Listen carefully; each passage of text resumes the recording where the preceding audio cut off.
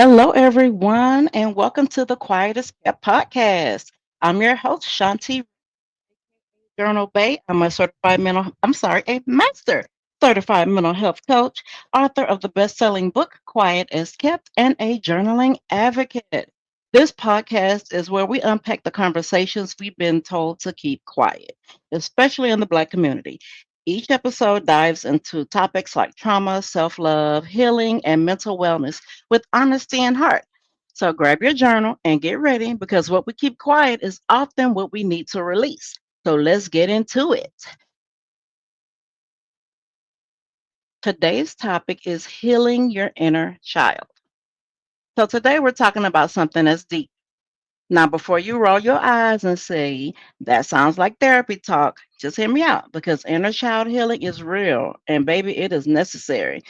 I didn't believe in inner child. I thought it was a bunch of BS, to be honest, until I, tried it.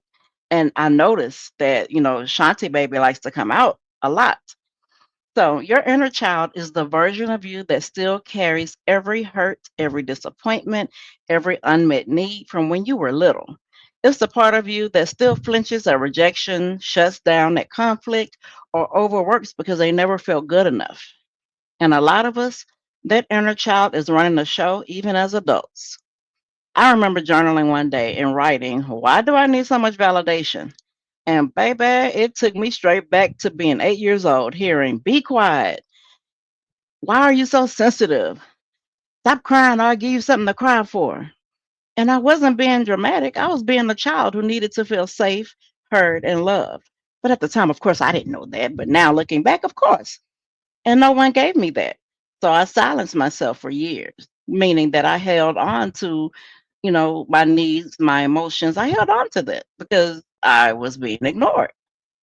So in my book, Quiet as Kept, I talked about how that silencing became a pattern. First, you start hiding your feelings, your needs, and then eventually you start hiding yourself. And healing that inner child means you go back and give her what she never got. You become the safe space she always needed. According to the National Institute for Clinical Application of Behavioral Medicine, inner child work helps people identify and heal emotional wounds rooted in childhood trauma. When you reconnect with that younger version of yourself, you're validating their experiences.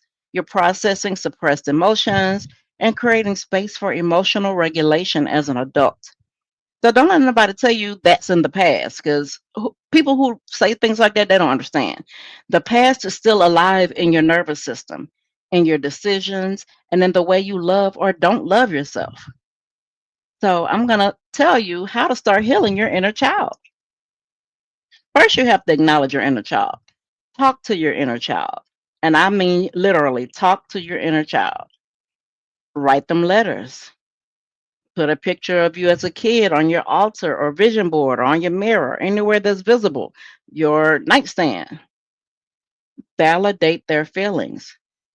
Instead of saying, I shouldn't feel this way, you would say, it makes sense that I feel this way. And trust me, when you start doing that inner work and, healing your inner child, a lot of things are going to start making sense for how and why you act the way you do currently. And then you have to reparent yourself. So you're going to have to ask yourself, what did I need that I didn't get? And then give it to yourself now, whether it's rest, kindness, safety, or space. Whatever it is your inner child needed back then that she didn't get, give it to her now. I have some journaling prompts for you. So the first one is, what is a childhood memory that still affects me today? What is a childhood memory that still affects me today? What did I need to hear as a child that I didn't receive?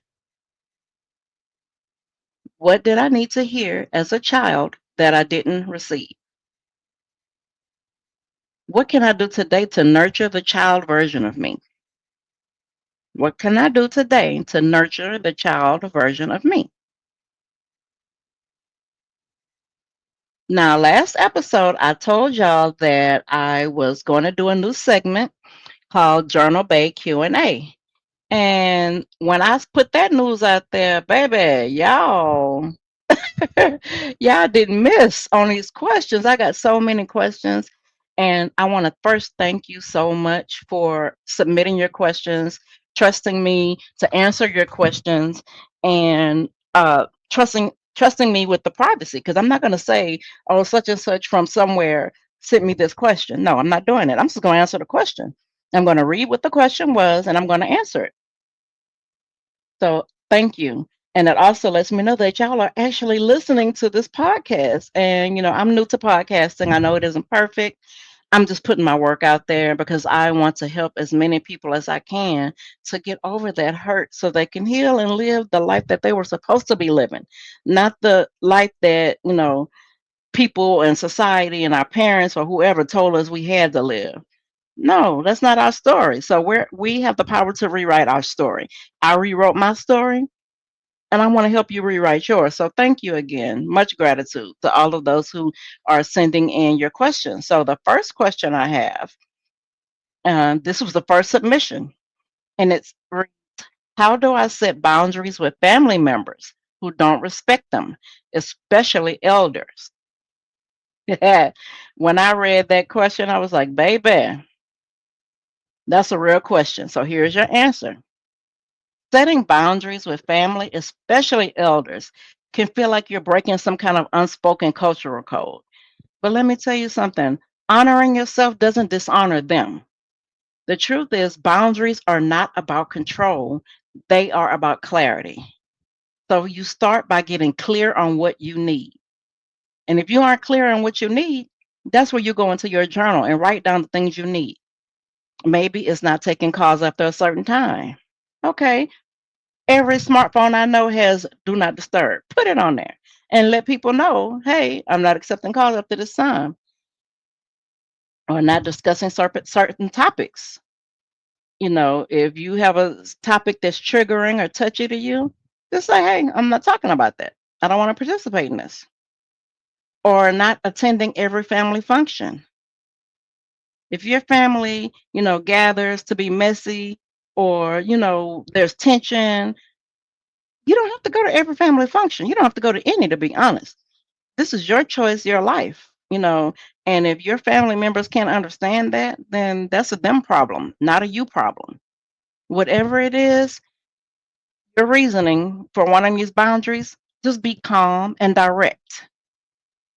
You don't need a permission slip to protect your peace. You could say something like, I love you, but I'm no longer available for conversations that leave me feeling heavy. Of course, they're not going to like it at first, but trust me, they will learn. And there may become a point where you have to show them better than you could tell them.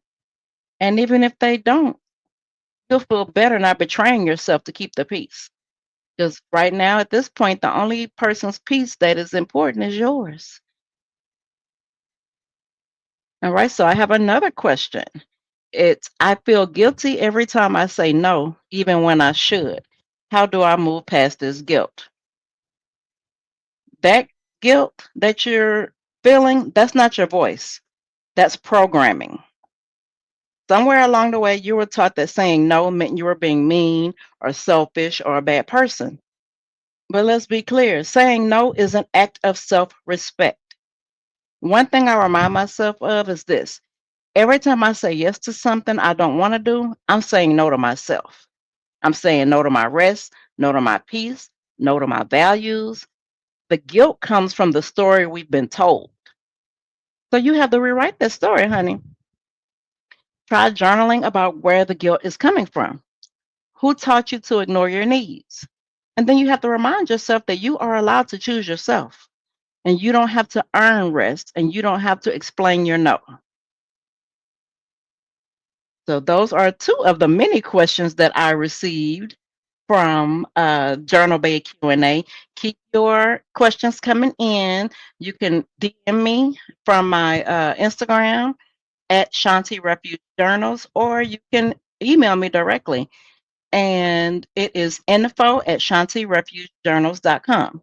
So that's it for today's episode of the Quietest Kept podcast. If something I shared resonated with you, take a moment to journal on it. Share this episode with someone who needs it. and visit ShantiRefuge.com for more tools, prompts, and coaching. And if you haven't already, grab your copy of my book, Quiet as Kept. That's the book that started it all. Before there was a Quiet as Kept podcast, there was a book. So check it out. It's a great read. And I'm not just saying that because I wrote it, but it is a great read. So until next time, protect your peace and stay grounded in your truth.